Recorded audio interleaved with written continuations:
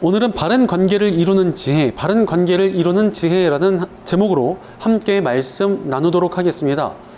살아가면서 우리는 인간 관계 가운데 행복을 느낄 때가 적지 않습니다. 좋은 친구나 동료 또는 사랑하는 연인이나 배우자 덕분에 많은 행복을 느낍니다. 저도 어린 시절 정말 친해지고 싶은 친구가 있었는데 그 친구랑 친해졌을 때 정말 세상을 다 얻은 듯이 기뻤던 기억이 있습니다. 어린 학생들도요, 친한 친구만 있으면 세상이 무서울 것이 없다고 여기는 것 같습니다. 사랑에 빠진 연인들도 서로만 있으면 세상에 그 무엇도 필요 없다 이렇게 말하곤 합니다. 그만큼이나 관계가 주는 기쁨과 행복이 있습니다. 그러다 보니까 관계라는 것에 집착하고 의존하는 사람들이 꽤 많아 보입니다. 문제는 단순한 집착과 의존을 넘어 아예 관계에 중독이 되는 사람들도 꽤 많이 존재하고 있습니다. 이 사람이 없으면 못 산다. 세상에서 이 사람만이 제일 중요한다.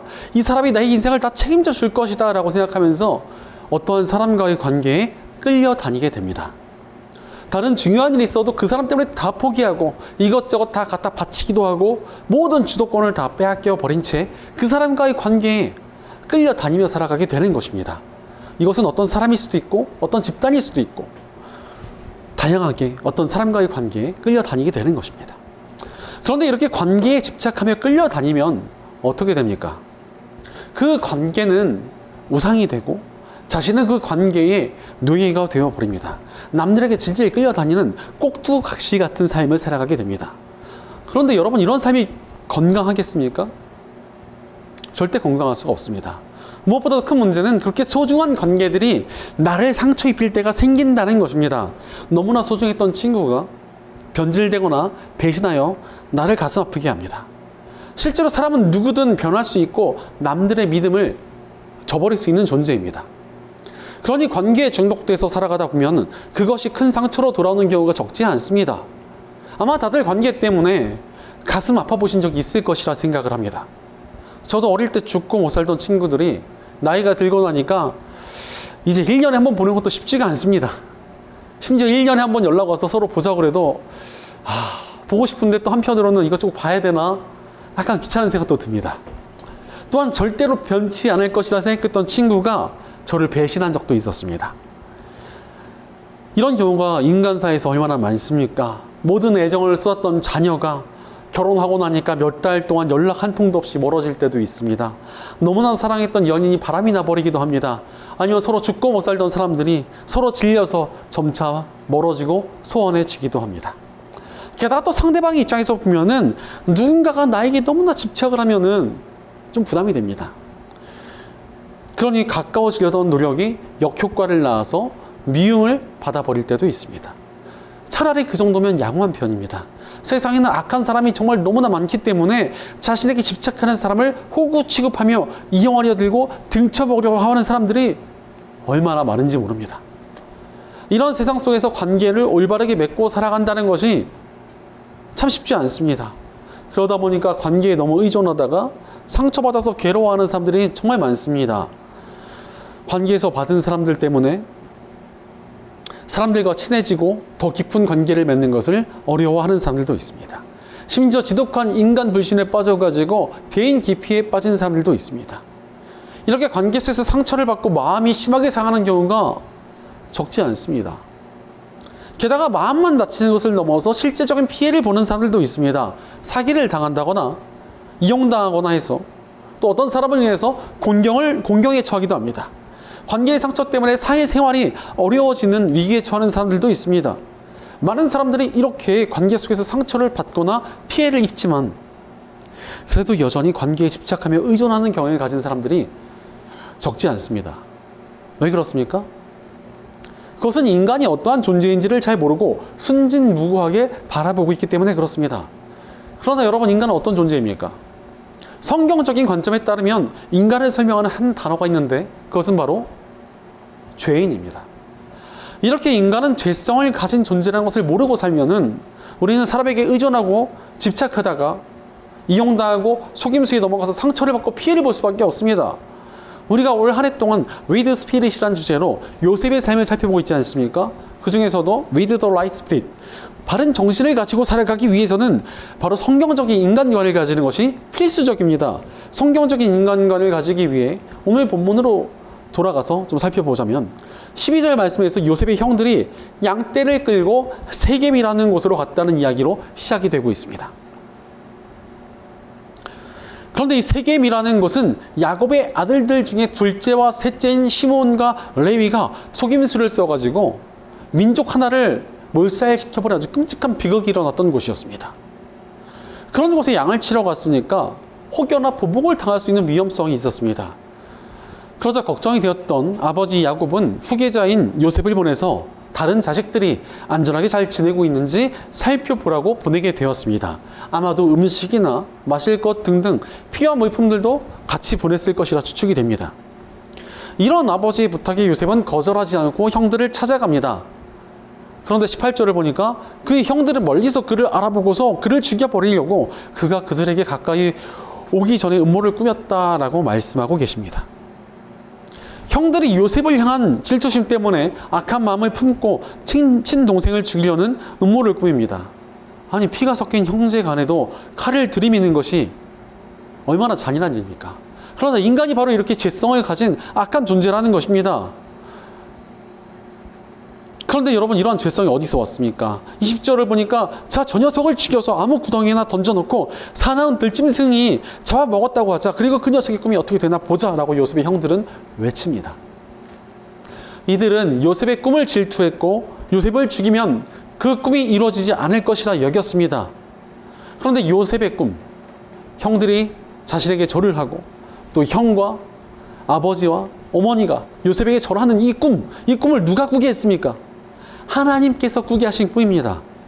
게다가 요셉은 하나님께서 세워주신 아버지 야곱에 의해 후계자로 지명을 받은 사람입니다. 그러나 요셉의 형들은 하나님의 뜻도 하나님께서 세워주신 사람의 뜻도 다 무시하고 순종하지 못하겠다면서 요셉을 죽여든 것입니다.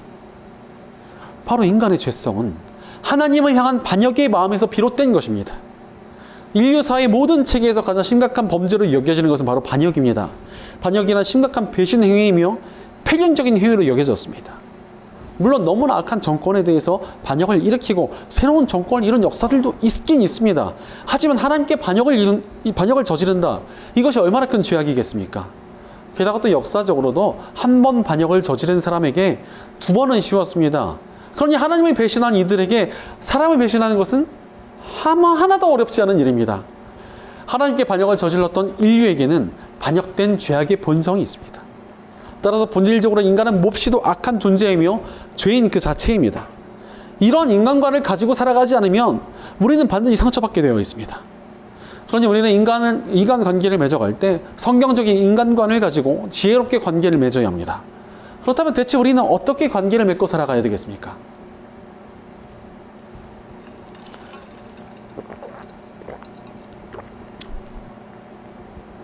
첫째로 영적인 경계심을 가지고 지혜롭게 관계를 맺어야 합니다. 인간이 악한 죄인이다라는 사실을 알고 있다면 우리는 사람들과 어떻게 관계를 맺어야 되겠습니까? 인간을 완전히 신뢰하거나 의지해서는 안 됩니다. 물론 우리가 다른 사람들을 동료나 가족이나 친구로서 믿을 수 있습니다. 그것은 굉장히 당연한 일입니다. 저도 제 아내를 믿고 있고 저희 부모님을 믿고 있고 또 여러분에 대한 신뢰가 있습니다. 그러나 그것을 넘어서 어떠한 사람을 또 어떠한 모임을 어떠한 사람들을 너무나 신뢰하고 과하게 의지하는 것은 반드시 위험하다는 것입니다. 심지어 어떤 사람들을 보니까 하나님보다도 사람을 더욱더 신뢰하고 의지합니다. 이것은 그 사람과의 관계를 우상으로 만드는 일입니다. 그리고 이 우상은 반드시 우리의 신앙과 영혼과 삶에 해악을 끼치게 됩니다. 바로 우리는 사람을 믿더라도 영적으로 그 사람의 죄성을 경계해야 한다는 것입니다. 즉, 이 사람이 언제든 변할 수 있고 타락할 수 있다는 사실을 인지하고 있어야 된다는 것입니다. 무엇보다도 나는 사람이 아닌 오직 하나님만 신뢰하고 있다는 중심이 우리 안에 있어야 된다는 것입니다. 실제로 인간은 신뢰의 대상이 절대 아닙니다. 저에게도 너무나 소중한 동역자도 있었고 애정했던 친구도 있었습니다. 그러나 그들 중에서 변질되고 망가진 이들이 한둘이 아닙니다. 심지어 제가 굉장히 오랜 세월 동안 존경하고 따르며 롤 모델처럼 여겼던 목사님도 계셨습니다. 그러나 그분 역시도 죄악에 넘어져서 너무나 실망스러운 모습을 보이기도 하셨습니다. 인간에 대한 신뢰는 너무나 많은 경우 배신으로 돌아옵니다. 제가 앞에서 이렇게 설교를 하고 말씀을 전하고 있지만 저 역시도 연약한 인간입니다. 저를 너무 믿으면요, 여러분 실망하실 수 있습니다. 아무리 거룩해 보이는 목회자도요, 넘어질 수 있고 정말 완벽해 보이는 사람도 흠이 있고 죄인입니다. 그 사실을 절대 잊어서는 안 됩니다. 그러니 우리는 인간은 절대 신뢰의 대상이 아니라는 것을 기억하며 지혜롭게 관계를 맺어야 합니다. 예전에 하는 목사님께서 간증을 하시며 말씀하신 적이 있습니다. 목회를 하면서 아무리 정 주고 마음 주고 잘해줘도 배신하는 사람들이 나타나더라는 것입니다. 그때마다 너무나 상처를 받으셨는데 어느 순간 여기까지라는 마음이 깨달아지셨다는 것이었습니다. 하나님께서 이 사람을 여기까지 내게 보내주셨구나, 여기까지 우리 교회에 보내주셨구나, 이런 생각이 드셨다는 것입니다. 그래서 맡겨주신 데까지 열심히 잘해주되 맡겨진 시기가 끝이 나면 이제 내가 내 사명을 완수했구나 라고 여기자고 생각하셨다는 것이었습니다. 그렇게 생각하니까 사람에게 과도하게 의지하지 않게 되고 오히려 더 잘 섬기고 잘해줄 수 있게 되며 좋은 관계를 맺으며 사역을 하게 되셨다는 것이었습니다. 실제로 인간을 신뢰하면 배신당하지만 하나님을 신뢰하며 맡겨진 관계들을 사명으로 여기면서 사람을 대하면 지혜롭게 관계를 맺을 수 있는 힘이 생깁니다. 그러니 우리는 하나님을 신뢰하며 지혜롭게 관계를 맺어야 합니다. 그럼에도 불구하고 사람들이 어떤 다른 사람을, 다른 모임을, 어떤 무리들을 너무나 의지하고 신뢰하고 따라갑니다. 왜 그렇습니까? 우리가 만나는 사람들 중에서 괜찮은 사람이 있고 믿을 만한 사람이 있다는 것입니다. 내 친구는, 내 연인은, 내가 믿고 있는 그 사람은 정말 괜찮고 신뢰할 만한 사람이라는 것입니다. 오늘 말씀 보니까 진짜 사람 중에서도 좀 괜찮은 사람 있는 거 아니야? 이렇게 생각할 여지가 있어 보입니다. 말씀으로 좀 돌아가 보면 요셉을 죽이려는 형제들 사이에서 다른 의견을 보인 사람들이 있었습니다. 먼저 장남이었던 르우벤은 동생 요셉을 죽이려던 다른 동생들을 말리면서 야, 목숨까지 내치지 말고 일단 구덩이에 던져놓기만 하자, 이렇게 말을 합니다. 다들 악한데 그래도 좀 착한 사람인가? 좀 이런 생각이 들 수 있습니다. 게다가 또 넷째인 유다는 또 동생을 죽이려는 다른 동생들을 말리면서 지나가는 상인을 보고 우리 동생을 죽이지는 말고 저 상인에게 팔아버리자, 이러면서 요셉을 살려줍니다. 이것을 보면서 이렇게 다 악한데 그래도 착한 사람이 있구나라고 생각할 수가 있습니다. 그러나 여러분, 그건 절대 큰 오해라고 볼 수 있습니다. 르우벤은 장남의 권위를 가지고 야, 너네 다 그만둬, 이렇게 말을 할 수 있지만 그렇게 적극적으로 선을 행하는 일까지는 굳이 하지 않았습니다.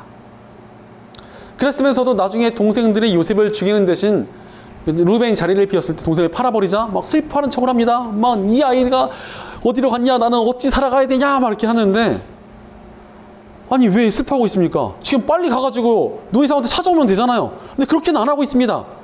동생이 찾으러 가는 신경조차 하지 않으면서 위선적인 쇼를 벌이고 있는 것입니다. 또 유다는 어땠습니까? 지나가는 상인들에게 요셉을 노예로 팔자고 권유를 했는데 이것은 요셉의 목숨을 구해준 것처럼 보일 수는 있습니다. 하지만 자세히 보면 이 노예상들이 아주 비싼 물건들을 많이 가지고 있었습니다. 향품, 유향, 모약, 그 시대 당시 아주 비싼 물건들 많이 가지고 있었는데 보면서 야, 쟤네들 돈이 많구나, 저거 보니까 이 욕심이 동했던 것입니다. 그는 자신의 이득에 따라 행동한 것뿐이었습니다. 동생을 판 돈으로 얻는 이득을 계산하며 더 득이 되는 쪽을 택했을 뿐입니다. 이것을 보면서 우리가 깨달을 수 있는 것이 있습니다. 인간은 역시 죄인이다라는 것입니다. 바로 어떤 사람이 착해 보일 수는 있지만 적극적으로 선을 행하는 사람은 몹시 적고 선한 것처럼 보이나 결국 자신의 이득을 계산하는 행동을 할 때가 정말 많다는 것입니다. 게다가 위선을 떨고 착한 척하면서 우리를 속이기도 합니다. 심지어 사기꾼들이 더욱더 믿을 만하고 신뢰감 있게 우리에게 다가올 때도 있습니다. 예전에 어떤 청년이 아무리 봐도 사기꾼한테 속고 있는 것 같아가지고 야, 너 그 사람 조심해라, 이렇게 말을 했습니다. 그랬더니 청년이 화를 버럭 내는 것이었습니다. 그렇게 좋은 사람 왜 나쁘게 얘기하냐, 그렇게 좋은 사람이 없다, 이렇게 나한테 잘해준 사람이 없고 이렇게 내 인생에 도움이 되는 사람이 없다라면서 화를 냈습니다. 그러더니 어떻게 됐겠습니까? 나중에 그 사람한테 크게 사기를 당하고 내 상처받았다면서 하소연하러 찾아왔습니다. 바로 우리는 사람을 너무나 신뢰하고 의지해서는 안 됩니다. 세상에 악한 자들이 너무나 많기 때문에 그렇습니다. 오늘 본문에 등장하는 요셉의 형제들이 얼마나 악했는지 모릅니다. 그들에게 선이 있었다고요? 그들이 그나마 착해 보였다고요? 정말 큰 오해라는 것을 알 수가 있습니다. 일단 그들은 요셉을 보자마자 물도 없는 구덩이에 던져버렸습니다. 그런데 요셉이 지금 그들을 찾아온 거리가 무려 130km 정도 됩니다. 이때 다시 뭐 차가 있습니까? 뭐가 있습니까? 굉장히 먼 거리를 온 겁니다. 차가 있어도 130km면 굉장히 피곤한데 그 거리를 찾아온 동생을 먹을 것도 마실 것도 없는 구덩이에 던져버렸습니다. 게다가 그렇게 130km를 달려온 동생을 내팽개쳐 두고 지들은 뭐하고 있었습니까? 이 동생이 가져온 식량을 가지고 거창한 식사를 하고 있었던 것으로 보입니다. 아니 이게 사람들입니까? 사람의 자식들이 맞습니까? 얼마나 비인간적인 일입니까? 게다가 밥을 먹다가 상인이 지나가니까 더 큰 탐욕에 눈을 떠서 동생을 팔아 넘기려 합니다. 그런데 이때 당시 요셉을 팔아 넘긴 가격이 은 20냥입니다. 이 시대 당시에 노예의 가격이 보통 30냥이었습니다. 한마디로 너무 어려서 가격도 제대로 치를 수 없는 어린 동생을 노예로 팔아버렸다는 것입니다. 아니 장남 르우벤과 사남 유다가 요셉을 살렸다고는 해도 이게 정말 착한 사람이 맞다고 볼 수가 있습니까? 요셉의 형들은 하나 할 것 없이 모두 다 비인격적이고 이득을 쫓는 위선적인 죄인들에 불과합니다. 그렇다고 이들이 뭐 특별히 악한 사람이라고도 할 수 없는 우리 인간들의 보통 모습입니다. 우리 역시도 이렇게까지 행동만 안 했을 뿐 누군가를 미워하고 배신하며 위선적으로 굴 때가 적지 않기 때문에 그렇습니다. 바로 인간이란 이토록 죄악에 취약한 죄인입니다. 그러므로 우리는 영적인 경계심을 가지며 지혜롭게 관계를 맺어야 합니다. 그렇다면 우리가 어떻게 영적인 경계심을 가지고 살아갈 수 있겠습니까? 십자가의 복음 안에서 가능합니다. 하나님의 아들 예수님께서 이렇게 고통스러운 십자가의 고통을 당하신 이유가 무엇입니까? 그만큼이나 인간의 죄악이 크고 흉악하여 그 대가가 어마어마하기 때문에 예수님께서 친히 우리를 대신하여 십자가에 못 박히신 것입니다. 게다가 십자가에서 숨을 거두셨던 예수님께서는 부활하시어 세상 끝날까지 우리와 함께 하시겠다고 약속해 주셨습니다. 왜 우리와 함께 하시겠다고 하셨습니까? 예수님의 십자가의 보혈로 죄를 씻고 구원을 얻었다고 해도 인간은 너무도 연약하고 남아있는 죄성이 있으므로 우리를 좀 지켜주시기 위해 그렇게 함께 하시겠다고 하신 것입니다. 바로 십자가의 복음은 철저히 인간의 약한 죄성 때문에 주어졌습니다. 그러므로 이 복음을 붙들고 살아가는 우리는 인간의 죄성에 대한 경계심을 가져야만 합니다. 게다가 이러한 경계심은 다른 사람들을 향한 것이 아니어야 합니다. 다른 사람들만 향해서 안 된다는 것입니다. 내 스스로를 좀 바라볼 때도 영적인 경계심이 필요하다는 것입니다. 여러분 우리 자신도 얼마든지 악해질 수 있지 않습니까? 요셉의 형들이 굉장히 악해 보이지만 이게 남 이야기가 아닙니다. 우리 안에도 탐욕이 있고 비인간적인 부분과 위선이 있습니다. 우리가 관계 속에서 상처받았다고 다른 사람들이 상처 준다면 그것이 옳겠습니까? 우리도 스스로를 경계하지 않으면 다른 영혼들이 상처를 주게 되고 배신하고 무시하게 됩니다. 실제로 크리스천들 때문에 구원의 길을 막히게 된 영혼이 있다면 그 대가를 어떻게 감당하겠습니까? 그러니 우리는 영적인 경계심을 가지고 지혜롭게 관계를 맺어야 합니다. 게다가 다른 이들을 경계하되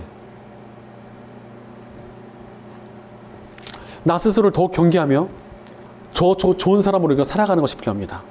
그렇게 살아갈 때 하나님께서 우리에게 얼마나 많은 축복을 주시겠습니까? 우리가 하나님을 신뢰하며 좋은 사람으로 살아가고자 할 때 분명히 하나님께서는 우리들의 삶에 좋은 이들을 붙여주시며 만남의 축복을 주십니다.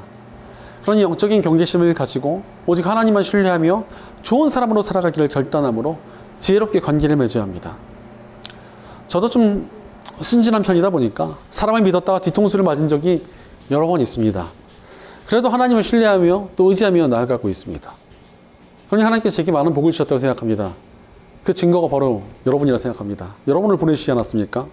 참 모자란 제게 여러분처럼 좋은 사람들이 붙여져서 그야말로 황송하고 좀 행복할 따름입니다. 그 은혜가 감사하여 여전히 부족하나 앞으로 더욱더 좋은 사람이 되고자 노력하고자 합니다. 여러분이 제게 만남의 축복인 것처럼 저도 여러분에게 만남의 축복이 되고자 애쓰도록 하겠습니다.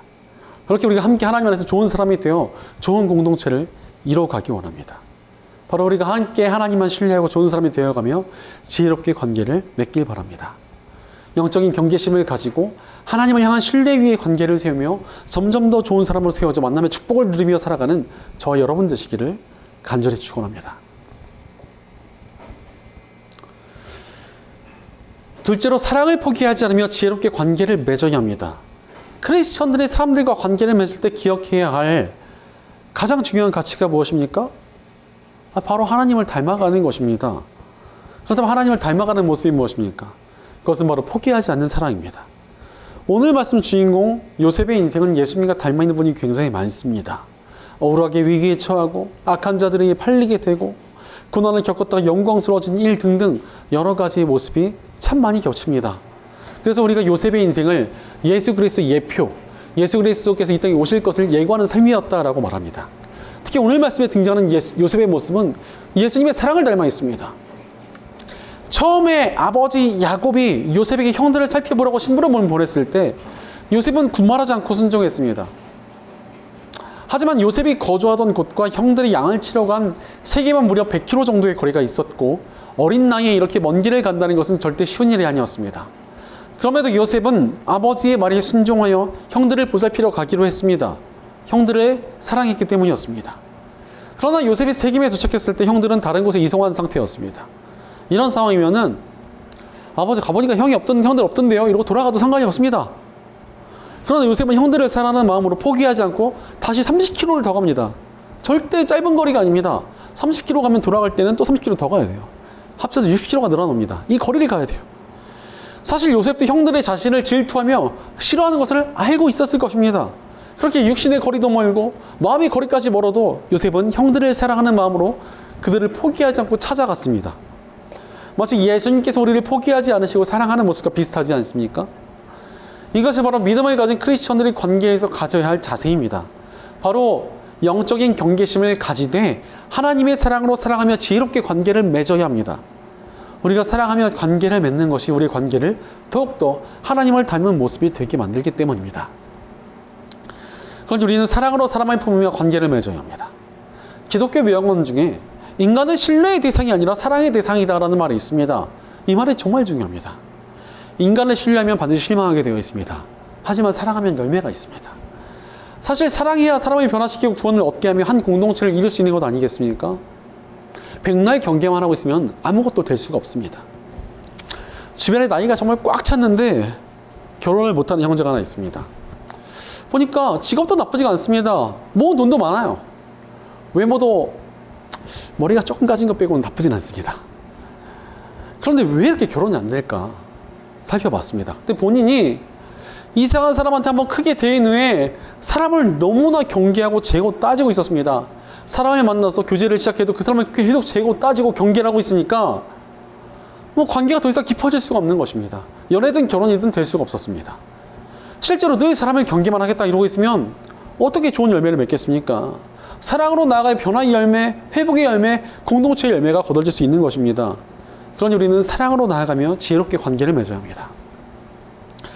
그럼에도 불구하고 많은 사람들이 사랑을 지속하지 못합니다. 왜 그렇습니까? 사람에게 상처받았기 때문에 그렇습니다. 나는 사랑했는데 그게 배신으로 돌아오기도 하고 오히려 상처만 남기고 간 사람들도 있습니다. 그러니 다시 사랑하기가 너무나 어려운 것입니다. 하지만 그럼에도 우리는 사랑하며 지혜롭게 관계를 맺어야 합니다. 왜 그래야만 합니까? 그것이 예수님을 닮아가는 과정이기 때문에 그렇습니다. 사실 우리도 하나님의 사랑을 받았으면서도 하나님을 배신하고 그분의 뜻을 저버린 적이 얼마나 많습니까? 십자가의 복음이 필요했던 이유도 여기에 있습니다. 우리 인간들이 사랑을 베풀어 주신 하나님 아버지를 배신했기 때문이었습니다. 인간이 처음 선악과를 따먹은 것은 단순히 하나님의 명령을 어긴 것이 아닙니다. 하나님을 배신하고 자신을 하나님과 같은 존재로 만들기 위한 적극적인 반역 행위였습니다. 하지만 그런 우리를 위해 예수님께서 십자가에 달리신 것입니다. 하나뿐인 아들의 목숨을 내어주실 만큼 우리의 죄와 배신은 심각했으나 그래도 하나님께서는 우리를 포기하지 않으시고 사랑을 베풀어 주셨습니다. 우리도 그 사랑을 닮아갈 때 온전한 관계로 나아갈 수 있습니다. 내게 맡겨진 영혼들을 사랑하고 받아주며 용서하고 위에서 기도해주며 지혜롭게 관계를 맺어야 합니다. 그것이 예수님을 닮아가는 길이며 그 모습을 하나님께서 기뻐하십니다. 사실 저도 사역하는 가운데 진짜 무례하게 굴다가 교회를 나간 사람도 있고요. 황당하게 배신을 때린 사람도 있고 멋대로 잠수 탄 사람들도 있습니다. 그래도 다 그 사람들을 기도 제목에 넣고 기도하고 있습니다. 아마 다시 돌아온다거나 관계를 회복할 기회가 있다면 늘 받아줄 생각을 가지고 있습니다. 제가 또 여러분 앞에서 다시 돌아도 안 받아준다, 또 아내 앞에서도 걔네 다시 오더라도 안 돼 라고 말을 하지만 사실 다 거짓말인 거 아시죠? 오면 무조건 받아줍니다. 다 용서해줄 생각이 있습니다. 인간적으로 쉽지 않겠지만 하나님의 사랑을 따르기 위해선 그래야 하기 때문에 그렇습니다. 실제로 제가 이전 교회에서 사역을 할 때 정말 굉장히 저를 마음 아프게 하고 나간 학생이 하나 있었습니다. 심지어 저한테 굉장히 무리하게 굴기도 했고 나가서는 또 제욕도 하고 다녔습니다.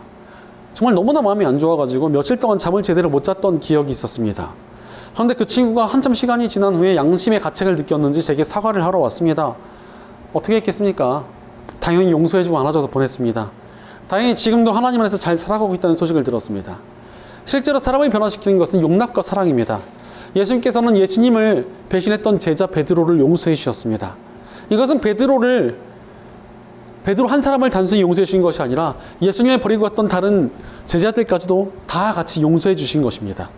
그러자 제자들이 다 변화되어 복음을 전하며 목숨을 걸지 않았습니까? 사랑과 용납의 힘이 있습니다. 우리가 포기하지 않고 사랑하며 용납할 때 우리를 통해 변화되고 회복되는 영혼들이 생기고 하나님께서 우리에게 붙여주신 영적인 동역자들이 나타나기 시작할 것입니다. 하나님께서는 하나님처럼 사랑하는 이들에게 서로 사랑하는 사람들을 보내주시길 즐거워하시기 때문입니다. 그러니 우리도 사랑과 용납으로 지혜롭게 관계를 맺길 바랍니다. 하나님의 사랑을 받은 사람들답게 끝까지 사랑하며 하나님께 주시는 만남의 축복을 누리며 살아가는 저 여러분 되시기를 간절히 축복합니다.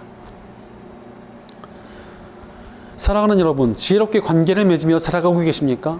관계에 과도하게 의지하여 관계를 우상으로 삼으면 우리 삶과 신앙은 망가지게 됩니다. 그러니 우리는 바르고 지혜롭게 관계를 맺어야 합니다. 바로 영적인 경계심을 가지되 사랑으로 포기하지 말고 지혜롭게 관계를 맺어야 합니다.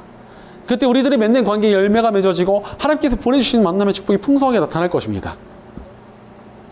미국의 명문 하버드 대학에서 졸업생들을 72년간 추적 관찰하는 프로젝트를 진행했습니다. 아무래도 명문대이다 보니까 뛰어난 사람들이 많이 배출되었습니다. 유명 소설가나 사회 저명 인사들, 무려 대통령까지 된 사람도 있었습니다. 그러나 한 50살쯤 먹으니까 30%가 정신질환을 앓고 있었고 괴로워하며 살아가고 있더라는 것입니다. 더 이상 명문대를 나왔다, 좋은 지위를 가지고 있다, 그것이 크게 행복을 좌우하지 않았다는 것입니다. 그래서 그 프로젝트를 맡고 있던 조지 베일런트라는 교수가 대체 무엇이 문제인가라고 살펴보았더니 학력이나 사회적 위치보다 중요한 것이 따로 있더라는 것이었습니다. 좋은 관계를 맺고 사랑하는 사람들과 살아가는 사람들은 어떤 사회적 위치에 있든지 건강하고 행복했습니다. 그것을 본 조지 베일런트 교수는 삶에서 가장 중요한 것은 인간관계이며 행복은 사랑에 있다라고 말했습니다. 크리스천들의 인생에는 이런 면이 더더욱 드러납니다. 인간은 관계가 무너지며 죄인으로 전락했습니다. 아담과 하와가 서로 다투고 하나님과의 관계가 깨지며 죄인의 길로 향했습니다. 그러나 십자가의 복음을 통하여 하나님과의 관계가 회복되었고 하나님께서는 다시 우리를 다른 이들과 좋은 관계를 맺도록 이 세상에 보내주셨습니다. 우리가 좋은 관계를 맺어야 공동체도 단단해지고 영혼들도 구원할 수 있지 않겠습니까? 그러니 우리는 하나님께서 바라시는 것처럼 지혜롭게 관계를 맺어야 합니다. 우리가 지혜롭게 관계를 맺을 때 우리 인생이 아름답고 복될 것입니다. 하나님께서 주시는 만남의 축복이 풍성하게 나타날 것입니다. 우리의 삶이 하나님 안에서 관계의 복을 누리며 살아가게 될 것입니다. 그러니 사랑하는 여러분, 영적인 경계심을 가지고 좋은 사람으로 살아가고 계십니까? 사랑을 포기하지 않고 예수님의 길을 따르고 계십니까? 우리가 하나님 안에서 지혜롭게 관계를 맺길 바랍니다. 우리의 영적인 경계심과 포기하지 않는 사랑을 통해 지혜롭게 관계를 이루어감으로 만남의 축복을 누리며 살아가는 저 여러분 되시기를 주의 이름으로 간절히 축원합니다. 기도하겠습니다. 우리에게 관계를 맺는 지혜를 알게 하시고 관계에 축복을 주시는 아버지 하나님 감사합니다. 하나님께서 우리에게 관계를 맺는 지혜로운 길을 보여주셨는데도 어리석게 인간을 의지하고 신뢰하며 관계에 끌려다니는 삶을 살아오지 않았는지 우리의 삶을 돌이켜봅니다. 혹여나 우리가 관계나 어떤 사람을 우상으로 삼았다면 돌이키기 원합니다. 하나님만 신뢰하며 영적인 경계심을 가지고 온전케 살아가도록 저희를 도와주시옵소서. 저희가 사람을 경계만 하는 것이 아니라 사랑으로 나아가게 하여 주시옵소서. 주님을 닮은 그 사랑을 포기하지 않으며 온전한 관계로 나아가게 하옵소서. 저희도 또한 스스로를 경계하고 바르며 사랑하는 좋은 사람으로 서게 하옵소서. 우리 공동체 가운데도 함께 해주셔서 우리가 함께 사랑하며 함께 영적으로 바르게 해서서 좋은 사람이 되어가는 좋은 공동체가 되게 하여 주옵소서. 언제나 우리 함께 하시며 지혜 주시는 우리 주 예수님의 이름으로 기도드리옵나이다. 아멘.